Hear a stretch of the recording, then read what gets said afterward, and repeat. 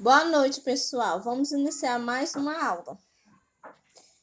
O nosso assunto de hoje é rochas e minerais. Bom, rocha e pedra são a mesma coisa? Rocha, ele é um agregado natural composto por alguns minerais ou por um único mineral. Então, os minerais, eles são substâncias encontradas na natureza, que são formados em sua composição química equilibrada, resultado de milhões de anos. Todos os minerais, eles são sólidos, ou seja, todos os minerais, eles são duros. Viu? Ah, professora, e a água mineral? Na verdade, a água mineral, ela possui minérios, só que a água, na verdade, ela não é um mineral. Viu? Então, como eu já falei, rocha, ele é um agregado natural composto por alguns minerais ou por um único mineral. Pedra é um pedaço solto da rocha. Então, toda vez que a gente tem uma rocha, tira um pedaço dessa rocha, ela é considerada uma pedra. A formação das rochas. Sabendo que as rochas são formadas por minerais, vamos ver o que é minerais. Como eu já falei, minerais são elementos ou substâncias químicas que, por meio de processos geológicos, se formaram e continuam se formando em vários ambientes da Terra. A classificação das rochas. Existem 3 tipos de rochas. E essas classificações dela é de acordo com a sua formação. As rochas, elas podem ser magmáticas, sedimentares ou estratificadas e metamórficas. Bom, eu vou explicar o que é cada um desse tipo de rocha. A rocha magmáticas ou ígneas. Quando a gente fala em magma ou ígneas, nós estamos se referindo ao vulcão. Então, as rochas magmáticas ou ígneas, elas se originam do magma, ou seja, do magma, que é um líquido que tem no centro da Terra, né? Que sai para cima, principalmente através do vulcão. Quando esse vulcão tem essa erupção, o magma, ele sai para fora e quando ele se resfria, ele torna sólido. Quando ele se torna sólido, ele se transforma em um tipo de rocha. E essa rocha é uma rocha magmática.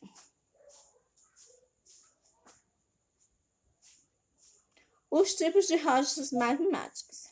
Dentre os tipos de rochas magmáticas, vamos destacar o basalto, a pedra pómez e o granito.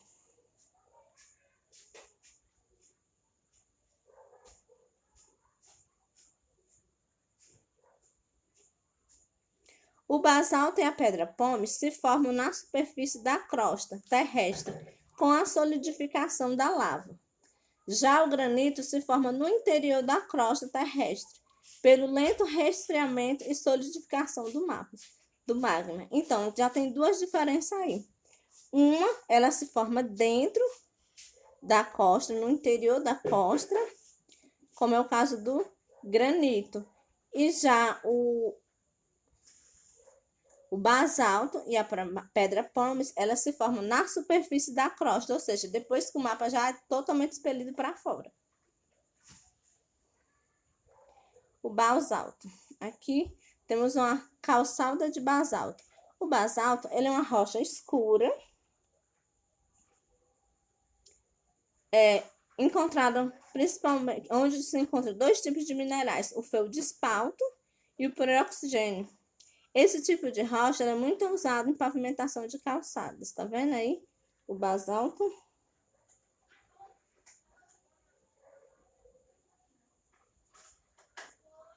Outro tipo de rocha é a pedra pómez. A pedra pómez, ela apesar dela ser uma... Todo mundo acha que conhece a pedra pómez, né? Que ela é muito usada para esfoliar a pele, arear os pés, né? Como diz minha avó, arear os pés. Então, a pedra pómez, você vê que ela é leve e ela é bastante porosa. Essa porosidade dela é feita por quê? Porque ela é uma mistura de minério e gases. Então, por isso que ela fica bastante porosa, porque quando ela está Quando está se resfriando, aqueles minérios está se transformando em sólido, né? Que o magma é líquido. Quando esse minério está ficando sólido, o que é que acontece? Tem uma mistura de gases que fica dentro da pedra e ela acaba tendo essa formação porosa. Ela se forma com rápido resfriamento da espuma da lava, rica em gases. O granito. O granito é muito duro e resistente à fragmentação. É utilizado, né, para fazer calçados e pias também. O granito ele é usado no revestimento de pisos e paredes, na confecção de pisos, mesas e bancadas. Bom, então a gente vimos as rochas magmáticas. Agora as rochas sedimentares ou estratificadas. É um tipo de rocha constituída de sedimentos, que são inúmeras partículas de rocha, lama, matéria orgânica, podendo até mesmo possuir em sua composição restos orgânicos de vegetais e animais. Então, enquanto as rochas magmáticas são feitas apenas do resfriamento do magma dos vulcões, as rochas sedimentares, ela é constituída por sedimentos, ou seja, por uma mistura de várias outras matérias, várias outras partículas, como por exemplo, tem rocha, tem lama, matéria orgânica. O que é que seria essa matéria orgânica? Como por exemplo, fósseis, né? Podendo até mesmo possuir em sua composição restos orgânicos de vegetais e animais, né? Que são os fósseis. Os tipos de rochas sedimentares, eles podem ser o arenito, o argilito e o calcário. No caso aqui não é nem o tipo, aqui é os exemplos, né? O arenito, o argilito e o calcário.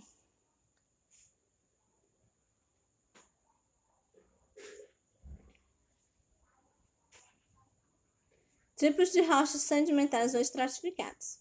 O arenito, como o próprio nome já diz, ele apresenta areia em sua composição, podendo ser alterados facilmente pelas ações dos ventos e das chuvas. Além disso, pode apresentar diferentes colorações, que vai depender do material que funciona para ligar os grãos de areia. Então, ela pode ser vermelha, ela pode ser mais branca. A importância da areia. Todo mundo sabe que a areia é indispensável na preparação da massa e do concreto usado nas construções. A areia também serve na fabricação do vidro. Para quem não sabe, o vidro ele é feito de areia. E quanto mais duro e resistente, mais areia é utilizada nele. Um tipo de areia mais grossa é utilizada nele.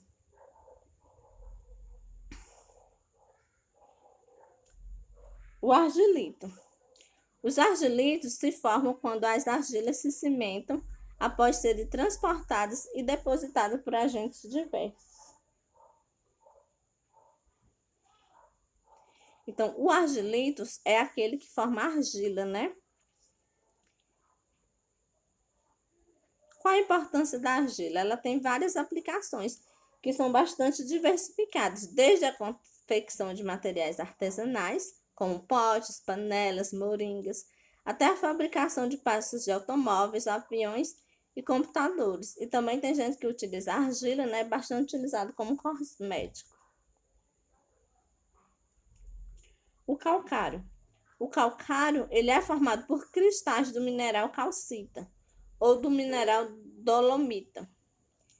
Esses cristais se depositam na água do mar que possui cálcio, magnésio e carbonato dissolvidos. Então, eles se misturam e formam o calcário. O calcário era a matéria-prima para quê? Para o cal e o cimento. Ele também é utilizado na agricultura para melhorar certas condições do solo. Então, o calcário, né, ele é muito importante para a gente, principalmente na construção civil. Pronto. O terceiro tipo de rochas, as rochas metamórficas. As rochas metamórficas, elas são rochas que sofreram alterações na sua estrutura em decorrência de altas pressões ou temperaturas. Então, elas resultam das transformações de rochas magmáticas e de rochas sedimentares, e mesmo de outras rochas metamórficas. Então, como o nome já diz, metamórficas, quer dizer que ela sofreu mudança, sofreu mutação ao longo do tempo.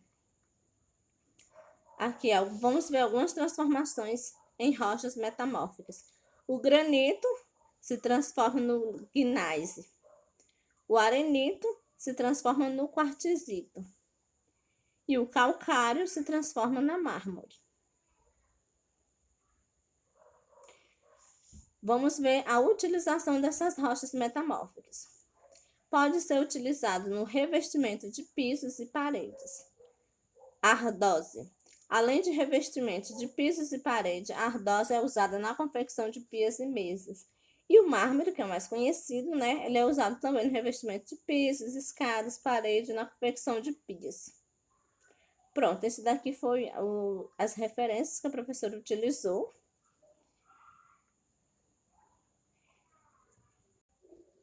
Então, só para poder fazer uma sinopse.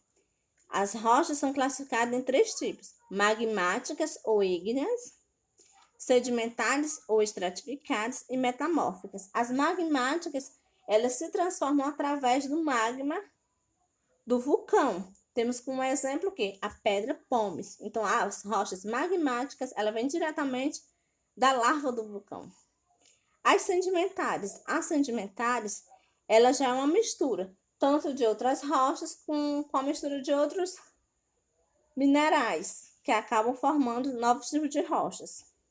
E as metamórficas são aquelas rochas que eram sedimentares ou magmáticas, mas com o passar do tempo, devido à ação das altas temperaturas ou da pressão, elas acabam se transformando em outros tipos de rochas. Então, por isso são chamadas metamórficas, porque elas se transformam. Boa noite e até a próxima aula.